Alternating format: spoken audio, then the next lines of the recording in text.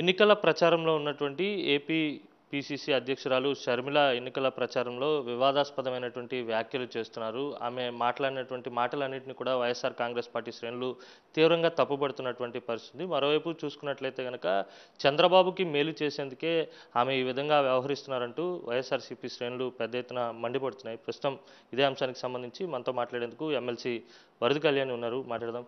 Madam, Sharmila గారి వ్యాఖ్యల్ని ఏ విధంగా చూడొచ్చు? ఆమె నేరుగా ఫోన్లో సంభాషిస్తూ నామినేషన్లు కూడా విత్డ్రా చేసుకోమని కొంతమంది రెబల్స్ కూడా ఆమె కాల్ చేసి మాట్లాడడం, అలాగే మీపై కూడా పెద్ద ఎత్తున విమర్శలు చేయడాన్ని ఏ విధంగా చూస్తారు? నిజంగా చాలా దారుణం. షర్మిల గారు ఎవరి కోసం పనిచేస్తూ ఉన్నారనేది ఆంధ్ర రాష్ట్ర ప్రజలందరూ కూడా క్లియర్గా అర్థమైపోయింది.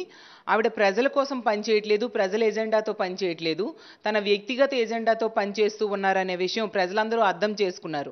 ఆ పాడేరు క్యాండిడేట్ విషయంలోనైతే ఆవిడ ఓపెన్గా వైఎస్ఆర్ కాంగ్రెస్ పార్టీ ఓటు బ్యాంక్ని చీల్చడం కోసమే పెట్టాను అని చెప్పారు. అంటే ఎంతగా ఆవిడ జగనన్న మీద వ్యక్తిగత ద్వేషంతో పనిచేస్తూ ఉన్నారు అనేసి ప్రజలు చక్కగా అర్థం చేసుకున్నారు.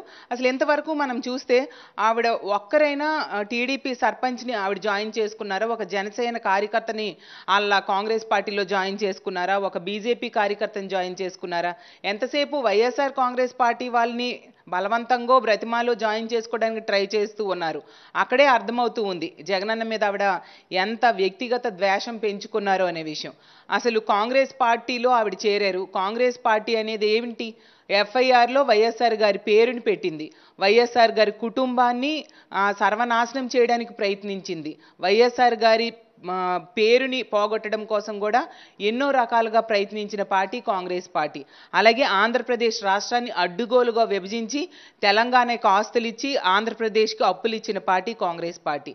అలాంటి పార్టీలో ఆవిడ చేరినప్పుడే ఆవిడ తన క్రెడిబిలిటీని పోగొట్టుకున్నారు. ప్రజల దగ్గర ఆవిడకున్న క్రెడిబిలిటీని పోగొట్టుకున్నారు. ఆవిడ మాట్లాడితే ఎవరు నమ్ముతారు? ఏదో వైఎస్ఆర్ ఆశయాల కోసం మాట్లాడుతున్నారు. అసలు వైఎస్ఆర్ గారి ఆశయాలకి ఆవిడ కడపలో పోటీ చేయడానికి ఏంటి సంబంధం? వైఎస్ఆర్ గారి ఆశయాలు కోసం జగనన్న కోసం మాట్లాడుతూ ఉన్నారు. అసలు నిజం చెప్పాలంటే వైఎస్ఆర్ గారి ఆశయాలని తూచా తప్పకుండా నెరవేర్చుతూ ఉన్న వ్యక్తి ఎవరైనా ఉన్నారంటే అది జగన్మోహన్ రెడ్డి గారు. ఆ రోజు మహానేత రాజశేఖర రెడ్డి గారు మనం చూసాం, విద్య, వైద్యం, అలాగే గృహాలు ఇవ్వడం కోసం ఎంతగానో ప్రాధాన్యత ఇస్తే దానికంటే ఎన్నో రెట్లు ఎక్కువగా 10 అడుగులు ముందుకు వేసి జగనన్న ఈరోజు పరిపాలన అందిస్తూ ఉన్నారు.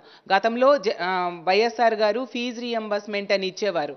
దానికి మెరుగులు దిద్దుతూ ఈరోజు జగనన్న పూర్తి ఫీజు రీఎంబర్స్మెంట్ ఇవ్వడమే కాకుండా స్కూల్ పిల్లలకు కూడా అమ్మఒడి పథకాన్ని ప్రవేశపెట్టిన సంగతి మనం చూసాం. వైఎస్ఆర్ గారేమో పావలా వడ్డీ ఇస్తే జగనన్న ఈరోజు 0 వడ్డీ ఇవ్వడమే కాకుండా 25,500 కోట్లు డ్వాక్రా రుణాన్ని మాఫీ చేయడం జరిగింది. ఆ రోజు వైఎస్ఆర్ గారు ఇందిరమ్మ ఇల్లు ఇస్తే జగనన్న ఈరోజు 31 లక్షల ఇళ్ల పట్టాలు ఇవ్వడమే కాకుండా 22 లక్షల ఇల్లు కట్టిస్తూ ఉన్న సంగతి మనం చూసాం. ఆరోగ్యశ్రీలో వైఎస్ఆర్ గారు 2 లక్షలు వరకు వ్యాధులు అయ్యే ఖర్చును ప్రభుత్వం భరించేది.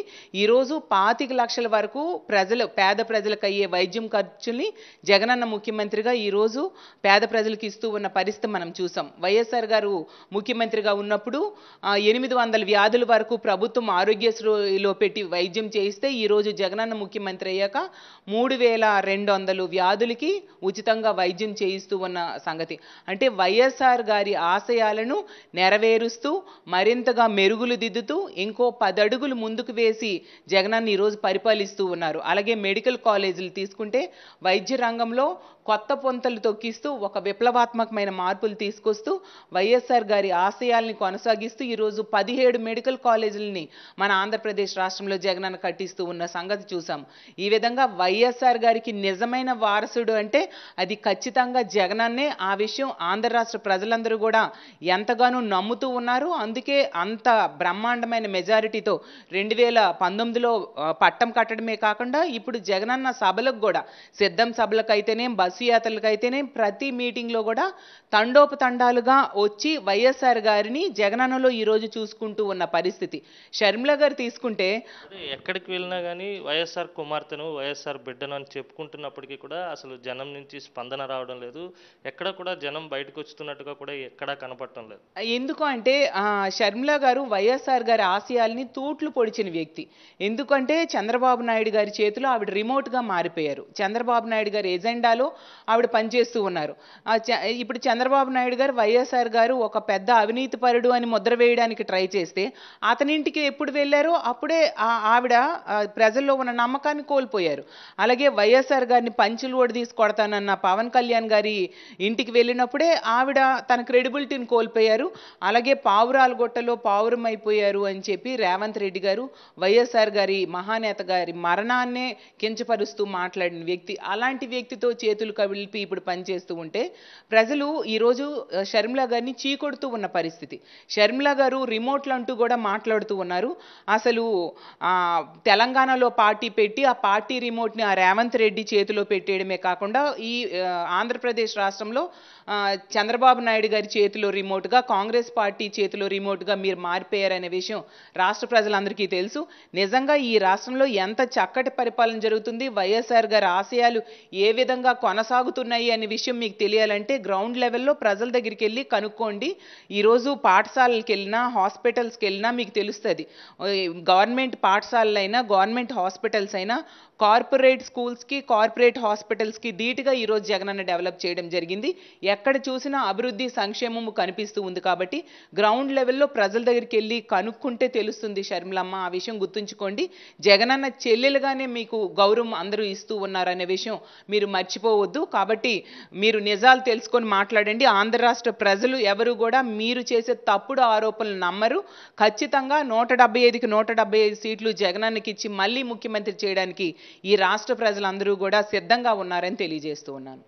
ఇది మొత్తం మీద అయితే షర్మిల రిమోట్ చంద్రబాబు చేతిలో ఉంది. చంద్రబాబు అజెండాకు అనుగుణంగానే షర్మిల పనిచేస్తున్నారు. వైఎస్ఆర్ను అలాగే వైఎస్ఆర్ కుటుంబాన్ని అనేక ఇబ్బందులకు గురి చేసినటువంటి కాంగ్రెస్ పార్టీలో షర్మిల చేరి వైఎస్ఆర్ ఆశయాల కోసం పనిచేస్తున్నారంటే ప్రజలు చీకొడతారని చెప్పి ఎమ్మెల్సీ వరద కళ్యాణి అంటున్నారు. వీడి జర్నలిస్ట్ సత్యతో కలిసి అనిల్, సాక్షి టీవీ, విశాఖ నుంచి.